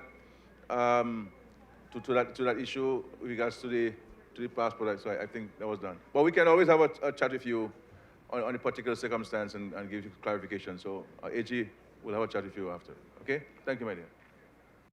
And of course, nice to have you back. Full time in Dominica since 1969. You come every year, but you're back here full time with us. You live here now. That's great, and all of you come back and live here. Okay. We'll take because we would like to have lunch at T Village. Go ahead, yes. Good afternoon. Permit me, please. I've got 3 questions. Can you? I've got 3 questions. One, 15 years now since I'm living in the Virgin Islands. And one of our hurdles are, first, there are many people now who are in St. Thomas in particular who would like to be here with us, and they cannot travel. There are 2 circumstances. One, used to take you directly to Dominica, doesn't travel anymore. One. Unfortunately, the owner got a stroke, and I think he got a heart attack and he died. Fortunately, he wasn't flying the plane at the time. So all the people on board that flight would have been perished. Leah doesn't travel except on a Sunday. Okay? And I know for sure right now there are people who would like to be here and they cannot travel. They cannot, because no flights, direct flights from St. Thomas to Dominica. Fortunately for me, I am here for a couple of months now, so I was lucky. Mr. Prime Minister, you mentioned about disasters since you are the Prime Minister of Dominica. I remember many of them, first in 2004 when we had the earthquake, 2015, 2017, but you did not mention the first disaster between 1995 to 2000. That was a big disaster. Now,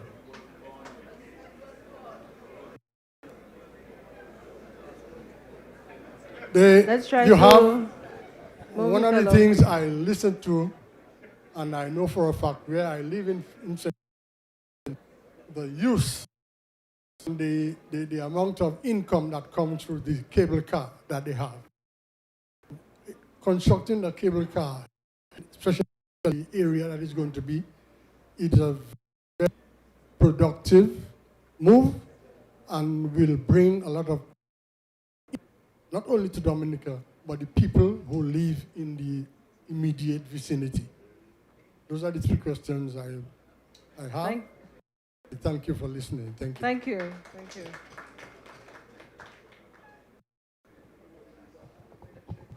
Thank you. Thank you. My name is Vilna Henry. I travel back and forth. I'm getting ready to come right back.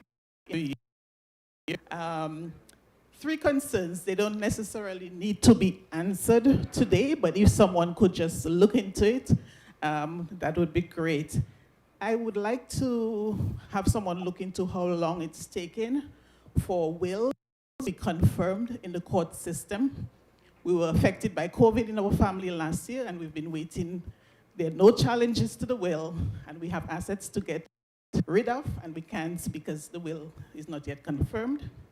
Are there any plans to improve my walking experience of Roseau? And three, in the past, the government has addressed the customer service issue in Dominica. In too many places, if you don't know someone, time is wasted.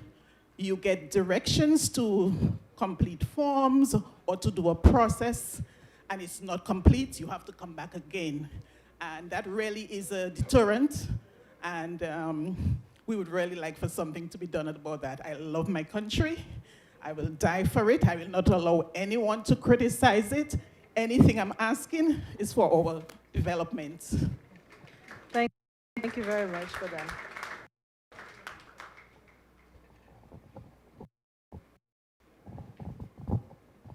Good afternoon to everybody.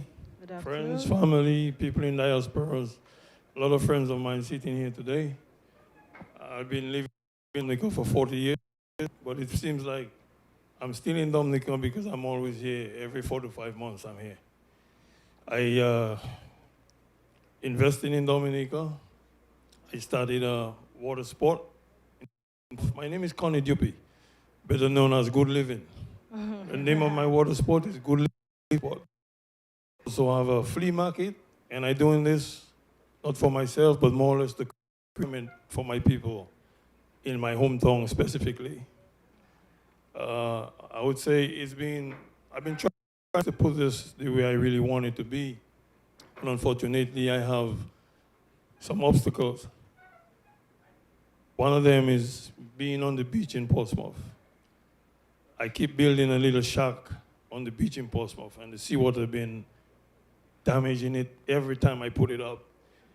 And it's been 3 years going on, I would say April will make it 4 years. I'm trying to lease a piece of property on the east side of Purple Turtle Beach, because that would enhance the area with what I intend to do, where I'll be creating employment, and at the same time, I'll be entertaining the locals as well as tourists. I have pictures with me right now I can present to in here of the type of business, and it's been a setback for me. It's just, I've been going through all sorts of stuff to get it going, and it's just not coming through. Now, I'm one of the real patriotic Dominicans, because it's been 9 going on 10 years. I spend money from my pocket in the Lago Bridge to the east and the Para Bridge to the west on my own, without asking for any help. The Indian River Bridge was a mess. The rails was terrible. And I got a call while living in the US. People want me to paint that bridge because I'm whenever I'm here. Thanks God for Mr. Roland Royer. I had a sitting with him. We spoke, and we get that bridge on the way. We get the rails changed. I scraped the size. I started painting, but due to the weather conditions, it's deterring me real bad. So I'm to know when and how I can get the help that I need to get this going. Thank you very much.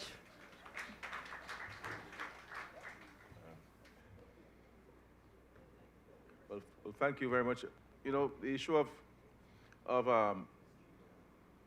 inter-island travel is a challenge for every country, from Suriname to Jamaica in the north.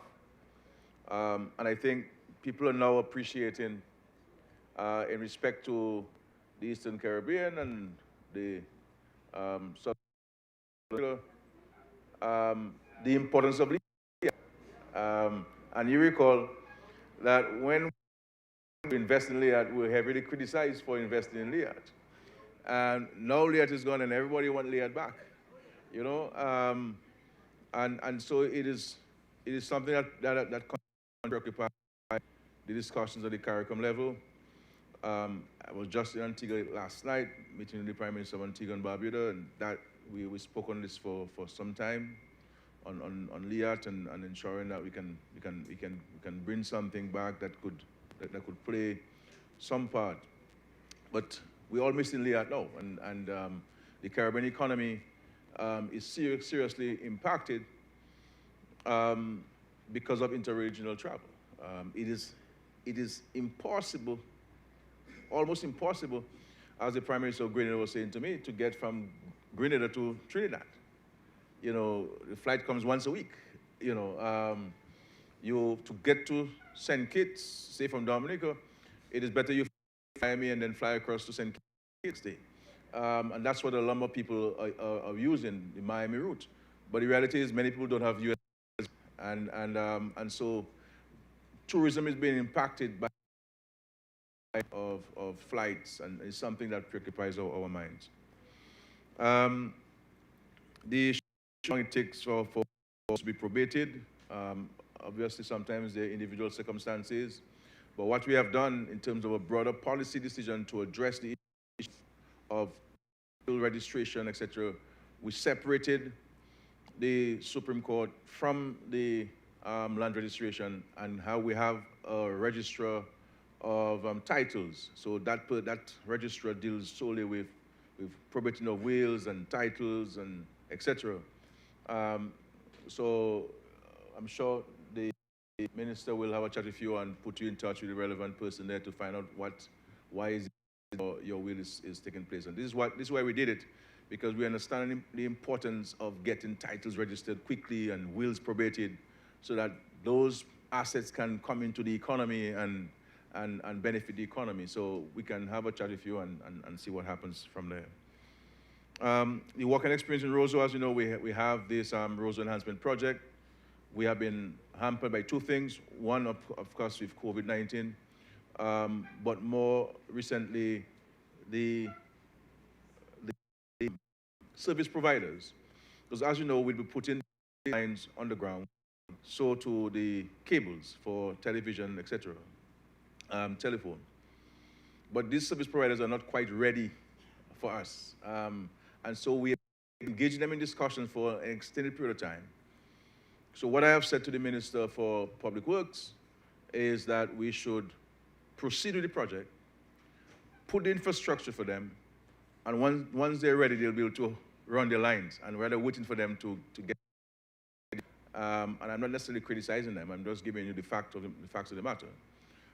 So we'll put the underground ducts in place, and when they're ready, they'll be able to run the lines without having to dig up the road again. So you have to avoid digging up the road. So that's the issue. Because the idea was to, and so when you walk in the first street we're going to be doing is Great Judge Street. Great Judge Street. That's a road that takes you out of town onto the West Bridge. Austria, you know that. You know Austria. Austria doesn't know Roseau well, you know. So it takes you out of Roseau, and then the second bridge we'll do is Independence Street, and then King George V Street, the main streets. So a contract has been signed for that works.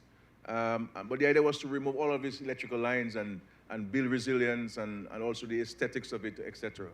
To walk from King George V Street, the junction there by Orchard, and go to the bridge without going up and down. You understand? The whole idea is to get you to walk on one surface. So when you walk from the bayfront to the police headquarters, they'll not be the idea of covering all the drains, proper sidewalks, so that people with disabilities the movement in the city and so forth. So we unrefute this. Customer service, we have to keep talking about. Too many people believe when you come into a business that you're bothering them and what you come there for again, I mean, that kind of thing. And not recognizing that more people who come to you is more business for you. And we have to build that culture of service and respect and understanding that we are servants of the people and not their masters, and we can't be indifferent to people. So it's a constant battle. I think we've seen some improvements in some areas, but it's like an octopus, when you cut one tentacle back, and so you have to keep this and continue training and so forth. And I think at the school levels, I believe that we're doing too many subjects at primary school and secondary school, and we should focus on more fundamentals of life. And I think we need to impart this kind of attitudes in children at school, at and early childhood institution, primary school, so that we know how to relate to each other with respect and inculcate that in the minds of the children, so that we have the new generation coming up will have sort of a different attitude. The reality is we were more of an agrarian society. We don't believe in service. You ask somebody they have juice, they have a whole thing of juice in the fridge, they didn't juice finish because they don't want to serve you, and so forth. And so it's a constant challenge. I think there's some improvement, but we have to continue doing this. The GP will have to meet with you and talk. This is Social Security land, so I cannot tell you, well, we'll give you a list, because it's a different entity by itself. It has its own processes. So the issue Social Security has is that there's so many people who have made requests for leases that they do not want to go and hatch out land in too many small pieces. Then it makes the rest of the hundreds of acres that they have redundant, unable to be marketed and sold. Because I'm very careful where the DSS land is concerned, because this is for pensioners, and the integrity of the DSS has to be maintained, so that and whenever they're selling, they must get the best value for the lands, because that's what they're going to be using to pay for people who are retired and so forth. So, but we will discuss it out in open like this. We've taken note of your point. We'll get hold of you, and we'll see you after the independence, so that we can understand better your requests. I know what you're doing. I've seen what you're doing. I mean, it's great. It's a great. It's an needed, and where and if we can facilitate your request, then certainly it's something that we're open to doing. But we'll see you immediately after the independence, so we can take it forward and so on. But that's the stuff you're doing there, and the painting of the bridge, superb. Thank you for that. I saw my questions for now. The rest of the time we have here in Dominica is to enjoy ourselves. Thank you very much, my friends. God bless you. Thank you. Thank you very much to everyone. Thank you to all of our ministers who are here today. Please feel free to move over to the gardens for TV Village. There's lunch. And also on the outside, in the Ministry of Agriculture booth, there are some fruits available for you from our local farmers. And as the Prime Minister said earlier, spend money at the TV Village at all of the booths.